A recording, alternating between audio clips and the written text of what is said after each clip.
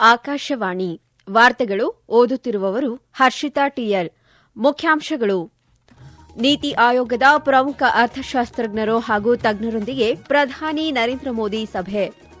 ವಿಕಸಿತ ಭಾರತ ರಾಮ್ಜಿ ಕಾಯ್ದೆ ವಿರುದ್ಧ ರಾಜ್ಯಗಳು ನಿರ್ಣಯ ಕೈಗೊಳ್ಳುವುದು ಒಕ್ಕೂಟ ವ್ಯವಸ್ಥೆಗೆ ಧಕ್ಕೆ, ಸಚಿವ ಶಿವರಾಜ್ ಸಿಂಗ್ ಚೌಹಾಣ್. ಎಚ್ಎಎಲ್ ಅಭಿವೃದ್ಧಿಪಡಿಸಿರುವ ಸ್ವದೇಶಿ ಹೆಲಿಕಾಪ್ಟರ್ ಧ್ರುವ್ ಎನ್ಜಿ ಹಾರಾಟಕ್ಕೆ ಬೆಂಗಳೂರಿನಲ್ಲಿ ಸಚಿವ ಕೆಆರ್ ಮೋಹನ್ ನಾಯ್ಡು ಚಾಲನೆ. ದಟ್ಟ ಮಂಜಿನ ವಾತಾವರಣದಲ್ಲಿ ರೈಲು ಸಂಚಾರಕ್ಕೆ ವ್ಯವಸ್ಥೆ ಸುಗಮಗೊಳಿಸಲು ಹಲವು ಕ್ರಮ. ಮಹಿಳಾ ಟಿ20 ಕ್ರಿಕೆಟ್ ಸರಣಿ ಶ್ರೀಲಂಕಾ ವಿರುದ್ಧ ಅಂತಿಮ ಪಂದ್ಯ ಗೆದ್ದು ಸಂಪೂರ್ಣ ಸರಣಿ ಕೈವಶದತ್ತ ಭಾರತದ ಚಿತ್ತ.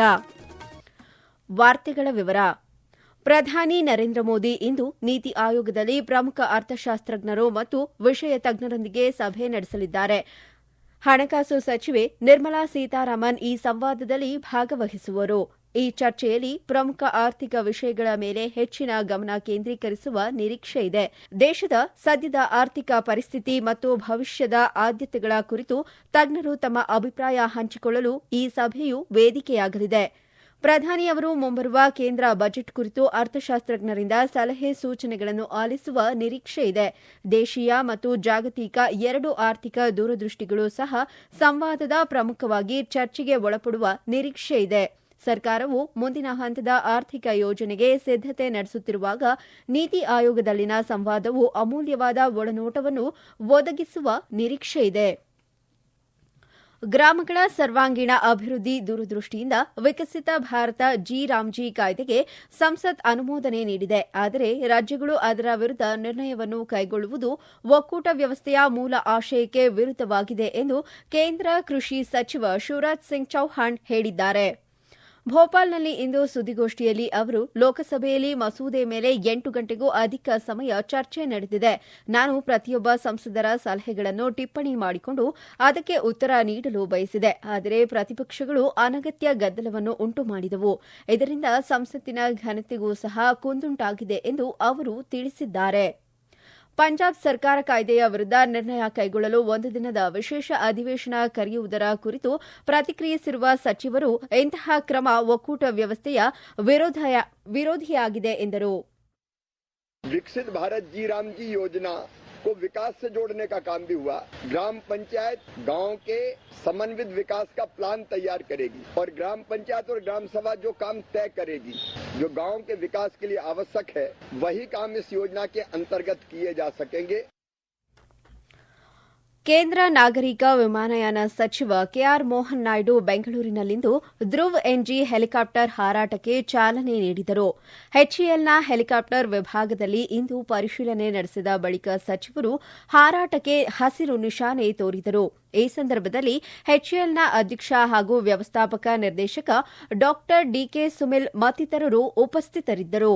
ಮುಂದಿನ ಪೀಳಿಗೆಯ ಈ ಅತ್ಯಾಧುನಿಕ ಲಘು ಹೆಲಿಕಾಪ್ಟರ್ ಅನ್ನು ಎಚ್ಎಎಲ್ ಸಂಸ್ಥೆ ಅಭಿವೃದ್ಧಿಪಡಿಸಿದ್ದು, ಅದನ್ನು ಈ ವರ್ಷದ ಆರಂಭದಲ್ಲಿ ನಡೆದ ಏರ್ ಶೋ 2025ರಲ್ಲಿ ಪ್ರದರ್ಶಿಸಲಾಗಿತ್ತು.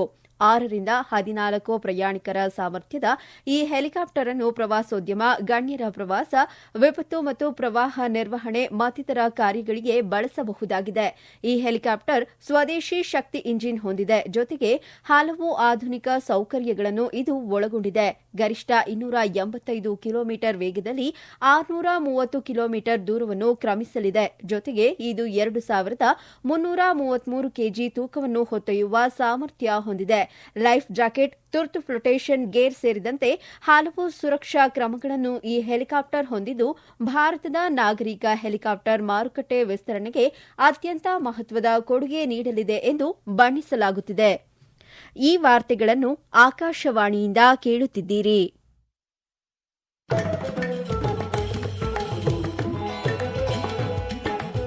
ನಮ್ಮ ಎಲ್ಲಾ ರಾಷ್ಟ್ರೀಯ ವಾರ್ತೆಗಳು ಹಾಗೂ ಪ್ರದೇಶ ಸಮಾಚಾರ ಈಗ ಆಕಾಶವಾಣಿ ನ್ಯೂಸ್ ಕನ್ನಡ ಯೂಟ್ಯೂಬ್ ಚಾನೆಲ್ನಲ್ಲಿ ಲಭ್ಯ. ನಮ್ಮ ಎಕ್ಸ್ ಖಾತೆ ಮತ್ತು ಇನ್ಸ್ಟಾಗ್ರಾಂ ಖಾತೆ ಆಕಾಶವಾಣಿ ನ್ಯೂಸ್ ಕನ್ನಡ. ಹೆಚ್ಚಿನ ಮಾಹಿತಿಗಾಗಿ ನಮ್ಮ ಫೇಸ್ಬುಕ್ ಖಾತೆ ಆಕಾಶವಾಣಿ ವಾರ್ತೆ ಕನ್ನಡವನ್ನು ಅನುಸರಿಸಿ. ನಿಖರ, ನೈಜ ಹಾಗೂ ವಿಶ್ವಾಸಾರ್ಹ ಸುದ್ದಿಗಾಗಿ ಕೇಳಿ ಆಕಾಶವಾಣಿ ವಾರ್ತೆಗಳು.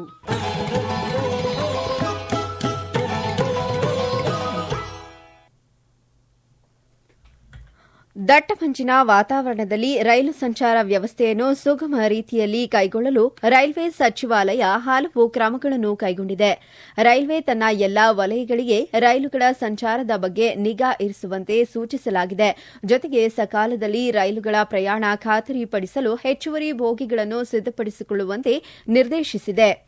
ವಂದೇ ಭಾರತ್, ಶತಾಬ್ದಿ ಎಕ್ಸ್ಪ್ರೆಸ್ ರೈಲುಗಳಲ್ಲಿ ಹೆಚ್ಚುವರಿ ಬೋಗಿಗಳನ್ನು ಹೊಂದುವುದರ ಜೊತೆಗೆ ರೈಲುಗಳ ಮೇಲ್ವಿಚಾರಣೆಗೆ ಭಾರತೀಯ ರೈಲ್ವೆ, ಕ್ಯಾಟರಿಂಗ್ ಮತ್ತು ಪ್ರವಾಸೋದ್ಯಮ ನಿಗಮ ಐಆರ್ಸಿಟಿಸಿಯಲ್ಲಿ ನಿಯಂತ್ರಣ ಕೋಣೆಯನ್ನು ತೆರೆದು ರೈಲು ಸಂಚಾರಕ್ಕೆ ಸಂಬಂಧಿಸಿದ ಎಲ್ಲಾ ಸಮಸ್ಯೆಗಳನ್ನು ಬಗೆಹರಿಸುವಂತೆ ಸೂಚನೆ ನೀಡಲಾಗಿದೆ.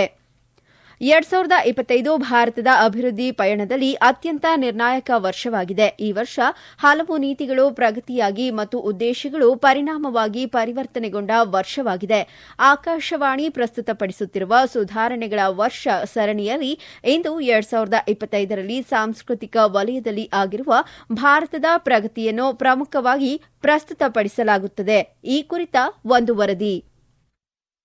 ಈ ವರ್ಷ ಭಾರತದ ಸಾಂಸ್ಕೃತಿಕ ಪುನರುತ್ಥಾನ ರಾಷ್ಟ್ರೀಯ ಮುಖ್ಯವಾಹಿನಿಯಲ್ಲಿ ಅತ್ಯಂತ ನಿರ್ಣಾಯಕ ಅಂಶವಾಗಿತ್ತು ಮತ್ತು ಕಳೆದೊಂದು ದಶಕದಲ್ಲಿ ಸ್ಥಿರವಾಗಿ ಅಭಿವೃದ್ಧಿಯಾಗುತ್ತಿರುವ ದೇಶದ ಸಾಂಸ್ಕೃತಿಕ ಹಿರಿಮೆ ಗರಿಮೆಯನ್ನು ಪ್ರತಿಬಿಂಬಿಸುವ ಅಂಶಗಳು ಅಭಿವ್ಯಕ್ತಗೊಂಡಿವೆ. ಅಯೋಧ್ಯೆಯ ಶ್ರೀರಾಮ ಜನ್ಮಭೂಮಿ ನಿರ್ಮಾಣ ಕಾರ್ಯ ಪೂರ್ಣಗೊಂಡಿದ್ದು ಈ ವರ್ಷದ ಅವಿಸ್ಮರಣೀಯ ಕ್ಷಣವಾಗಿದೆ. ಪ್ರಧಾನಿ ನರೇಂದ್ರ ಮೋದಿ ನವೆಂಬರ್ನಲ್ಲಿ ನಡೆದ ಐತಿಹಾಸಿಕ ಕಾರ್ಯಕ್ರಮದಲ್ಲಿ ದೇವಾಲಯದ ಶಿಖರದ ಮೇಲೆ ಕೇಸರಿ ಧ್ವಜವನ್ನು ಹಾರಿಸಿದರು. ಇದು ಇತಿಹಾಸದ ಪುಟಗಳಲ್ಲಿ ಮಹತ್ವದ ಸಂಗತಿ ಎಂದು ದಾಖಲಾಗಿದೆ. ಅಂತೆಯೇ ಈ ವರ್ಷ ಯುನೆಸ್ಕೋದ ಅಮೂರ್ತ ಸಾಂಸ್ಕೃತಿಕ ಪರಂಪರೆಯ ಪಟ್ಟಿಯಲ್ಲಿ ದೀಪಾವಳಿ ಹಬ್ಬ ಸೇರ್ಪಡೆಯಾಗಿದ್ದು ದೇಶವನ್ನು ಜಾಗತಿಕ ಪರಂಪರೆಯ ಶಕ್ತಿಯನ್ನಾಗಿ ಬಿಂಬಿಸಲು ಸಹಾಯಕವಾಗಿದೆ. ರಾಷ್ಟ್ರೀಯ ಗೀತೆ ವಂದೇ ಮಾತರಂ 150 ವರ್ಷ ಪೂರ್ಣಗೊಳಿಸಿದ್ದು ಅದರ ಸಂಭ್ರಮಾಚರಣೆ ದೇಶಾದ್ಯಂತ ವರ್ಷವಿಡೀ ನಡೆಯುತ್ತಿದೆ. ಈ ಮಧ್ಯೆ ಪ್ರಯಾಗ್ರಾಜ್ನಲ್ಲಿ ನಡೆದ ಮಹಾ ಕುಂಭಮೇಳ 2025 ಮತ್ತೊಂದು ಅದ್ಭುತಕ್ಕೆ ಸಾಕ್ಷಿಯಾಗಿದ್ದು ಸುಮಾರು 66 ಕೋಟಿ ಭಕ್ತರು ಪುಣ್ಯ ಸ್ನಾನದಲ್ಲಿ ಭಾಗಿಯಾಗಿದ್ದರು. ಅಷ್ಟೇ ಅಲ್ಲದೆ 2025 ಸರ್ದಾರ್ ವಲ್ಲಭಭಾಯಿ ಪಟೇಲ್ ಅವರ 150ನೇ ಜಯಂತಿ ಮತ್ತು ಡಾ ಶ್ಯಾಮ್ ಪ್ರಸಾದ್ ಮುಖರ್ಜಿಯವರ 125ನೇ ಜನ್ಮ ವರ್ಷಾಚರಣೆಗೆ ಸಾಕ್ಷಿಯಾಗಿದೆ. ಹೀಗೆ ಒಟ್ಟಾರೆ 2025 ಭಾರತದ ಸಾಂಸ್ಕೃತಿಕ ವಲಯದಲ್ಲಿ ಅತ್ಯಂತ ಸ್ಮರಣೀಯ ವರ್ಷವಾಗಿ ದಾಖಲಾಗಿದೆ. ಬಾಂಗ್ಲಾದೇಶದ ಮಾಜಿ ಪ್ರಧಾನಿ ಮತ್ತು ಬಾಂಗ್ಲಾದೇಶದ ನ್ಯಾಷನಲಿಸ್ಟ್ ಪಕ್ಷದ ಮುಖ್ಯಸ್ಥೆ ಖಲೀದ್ ಜಿಯಾ ಅವರು ನಿಧನರಾಗಿದ್ದಾರೆ. ಅವರಿಗೆ 80 ವರ್ಷ ವಯಸ್ಸಾಗಿತ್ತು. ಅನಾರೋಗ್ಯದಿಂದ ಬಳಲುತ್ತಿದ್ದ ಅವರು ಇಂದು ಬೆಳಗ್ಗೆ ಕೊನೆಯುಸಿರೆಳೆದಿದ್ದಾರೆ ಎಂದು ಪಕ್ಷದ ಸಾಮಾಜಿಕ ಮಾಧ್ಯಮ ಪೋಸ್ಟ್ನಲ್ಲಿ ತಿಳಿಸಲಾಗಿದೆ. ವನಿತೆಯರ ಕ್ರಿಕೆಟ್ನಲ್ಲಿ ಭಾರತ ತಂಡವು 5ನೇ ಮತ್ತು ಅಂತಿಮ ಟಿ20 ಪಂದ್ಯದಲ್ಲಿ ಇಂದು ಕೇರಳದ ತಿರುವನಂತಪುರಂನ ಗ್ರೀನ್ಫೀಲ್ಡ್ ಅಂತಾರಾಷ್ಟೀಯ ಕ್ರೀಡಾಂಗಣದಲ್ಲಿ ಶ್ರೀಲಂಕಾವನ್ನು ಎದುರಿಸಲಿದೆ. ಪಂದ್ಯವು ಸಂಜೆ 7 ಗಂಟೆಗೆ ಆರಂಭವಾಗಲಿದೆ. ಹರ್ಮನ್ ಪ್ರೀತ್ ಕೌರ್ ನೇತೃತ್ವದ ಮಹಿಳಾ ತಂಡವು ಈಗಾಗಲೇ 5 ಪಂದ್ಯಗಳ ಸರಣಿಯಲ್ಲಿ 4-0ಯಿಂದ ಮುನ್ನಡೆ ಸಾಧಿಸುತ್ತಿರುವುದರಿಂದ ಸರಣಿಯನ್ನು ಸಂಪೂರ್ಣ ಕೈವಶ ಮಾಡಿಕೊಳ್ಳಲು ಎದುರು ನೋಡುತ್ತಿದೆ. ಕೊನೆಯಲ್ಲಿ ಮತ್ತೊಮ್ಮೆ ಮುಖ್ಯಾಂಶಗಳು.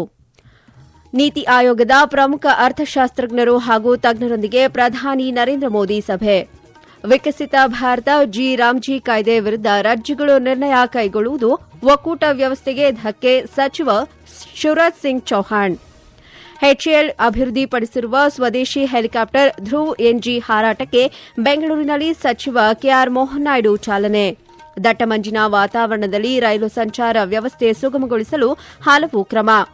ಮಹಿಳಾ ಟಿ20 ಕ್ರಿಕೆಟ್ ಸರಣಿ ಶ್ರೀಲಂಕಾ ವಿರುದ್ಧ ಅಂತಿಮ ಪಂದ್ಯ ಗೆದ್ದು ಸಂಪೂರ್ಣ ಸರಣಿ ಕೈವಶದತ್ತ ಭಾರತದ ಚಿತ್ತ. ಇಲ್ಲಿಗೆ ವಾರ್ತಾ ಪ್ರಸಾರ ಮುಕ್ತಾಯವಾಯಿತು. ನಮ್ಮ ಮುಂದಿನ ವಾರ್ತಾ ಪ್ರಸಾರ ಮಧ್ಯಾಹ್ನ 2:30ಕ್ಕೆ.